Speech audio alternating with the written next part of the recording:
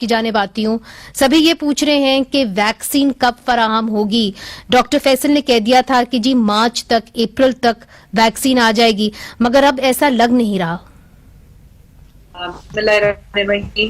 देखिए जी, डॉक्टर फैसल ने आज फिर अपनी मीडिया टॉक में इस चीज का रीअश्योर कराया है कि इंशाल्लाह फर्स्ट क्वार्टर में जो हम लोगों ने कहा था कि 1 मिलियन डोजेस जो हैं वो हम अपनी आवाम को प्रोवाइड करेंगे, उन्होंने आज फिर उस बात को दोबारा से बताया है कि ये इंशाल्लाह फर्स्ट क्वार्टर में जो है वो हम लोग 1 मिलियन डोजेस जो है वो हम तक पहुंच जाएंगी और हम इसको अपने हेल्थ केयर के जो हमारे फ्रंट लाइन वर्कर्स हैं उनको हम लगाएंगे।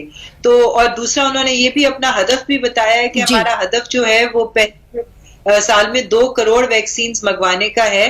तो जाहिर है कि वो इतनी जिम्मेदारी के साथ अगर एक जिम्मेदार शख्स ये बात कर रहा है तो इसके पीछे हुकूमत की वर्किंग मौजूद है और हुकूमत की पूरी स्ट्रेटेजी और जिस तरीके से हुकूमत इस वक्त तमाम कंपनीज के साथ राब्ते में है और जिस तरह से डिसीजंस हो रहे हैं, फाइनल नेगोशिएशंस हो रही हैं, तो जाहिर है उसी बेसिस के ऊपर उन्होंने जिम्मेदारी से आज ये अपनी प्रेस ब्रीफिंग में बताया है। तो इंशाल्लाह ताला ऐसा ही होगा कि फर्स्ट क्वार्टर के अंदर हमें ये वैक्सीन जो है ये अपने 1 मिलियन जो हेल्थ केयर वर्कर्स हैं उनको इंशाल्लाह ताला ये वैक्सीन लगनी शुरू हो जाएगी। जी डॉक्टर नौशीन, जब आपने कहा ये वैक्सीन लगना शुरू हो जाएगी, क्या ये ऑक्सफर्ड की जो वैक्सीन है उसके साथ हमारा मुआहदा तय पाएगा या जो चाइनीज वैक्सीन है उसके साथ मुआहदा तय पाएगा? देखिए, इस वक्त मैं आपको यही बता सकती हूँ कि मल्टीपल एवेन्यूज जो हैं उन पे वैक्सीन लाने की कोशिश की जा रही है और एक से ज्यादा भी हमारे एवेन्यूज हो सकते हैं। ड्रैप से इस वक्त फिलवक्त जो है वो इमरजेंसी यूज के लिए एस्ट्राजेनेका जो ऑक्सफर्ड की है और साइनोफार्म जो चाइना की है, इन दोनों का अप्रूवल ले लिया गया हुआ है। और इंशाल्लाह जैसे नेगोशिएशंस फाइनल होती है इनमें से जो भी वैक्सीन होगी वो इंशाल्लाह आएगी, मगर एक से ज्यादा वैक्सीन होंगी जो मुल्क में आएंगी। अच्छा, ये आपने कहा कि ड्रैप ने ऑलरेडी इसकी अप्रूवल कर दी है, मुझे ये बताइए कि सूबों को इजाजत होगी कि वो अपने तरीके से ये वैक्सीन जो है अपने अवाम को दस्तयाब कर सके और खरीद सके? देखिए जी, ये बात हुई थी जब सिंध की वजीर सेहत ने ये एतराज उठाया था कि सूबों को वफाकी हुकूमत जो है वो इसको मंगवाने की इजाजत दी जाए।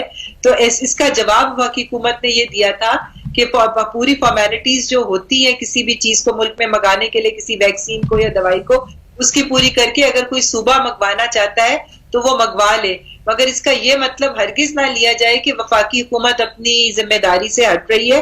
बिल्कुल वफाकी हुकूमत जो है वो अपने मंगवा रही है और वो फ्री ऑफ कॉस्ट जो है वो अपनी पॉपुलेशन को देगी। ये हुकूमत की कमिटमेंट और इंशाल्लाह ताला फ्री मिलेगी जी हुकूमत की तरफ से। डॉक्टर फैसल, ये बताइए कि क्योंकि आप एक्सपर्ट हैं, दूसरी लहर से हम गुजर रहे हैं, क्या दूसरी लहर इस वक्त अपने पीक पे है या हम लहर से नीचे आ रहे हैं? वी आर हेडिंग टुवर्ड्स कामर वाटर्स। ये कहना मुश्किल है, बट ये डेफिनेटली लास्ट 3 या 4 दिन से हमारे केसेस दोबारा से थोड़े से नीचे आ रहे हैं।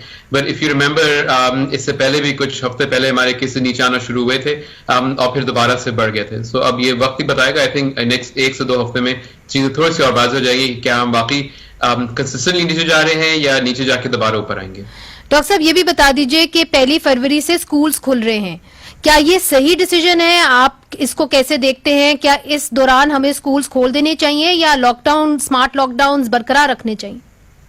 तो देखिए, स्कूल्स खोलना और स्मार्ट लॉकडाउन दोनों अलग अलग चीजें हैं। स्कूल अगर आप SOPs के साथ खोलें तो एक्चुअली खोलने में कोई मसला नहीं, बल्कि स्कूल एक तरह से एक लो रिस्क एनवायरनमेंट है, क्योंकि वहां पे अगर आप SOP फॉलो करें तो वायरस के फैलाव के चांसेस कम होते हैं और जो पॉपुलेशन है उसके अंदर वायरस अगर फैलता भी है तो उनकी शदीद बीमारी होने के चांसेस कम है। अब इसके बरक्स अगर आप देखें कि कोई शादी हॉल है या कोई तकरीब है जहाँ पे लोग बहुत ज्यादा एक साथ खड़े हुए हैं या हैं इनसाइड, तो वहां पे वायरस फैलने के चांस बहुत ज्यादा होता है और जिनको वायरस लगता भी है उनकी तबीयत ज्यादा खराब होने का चांस होता है।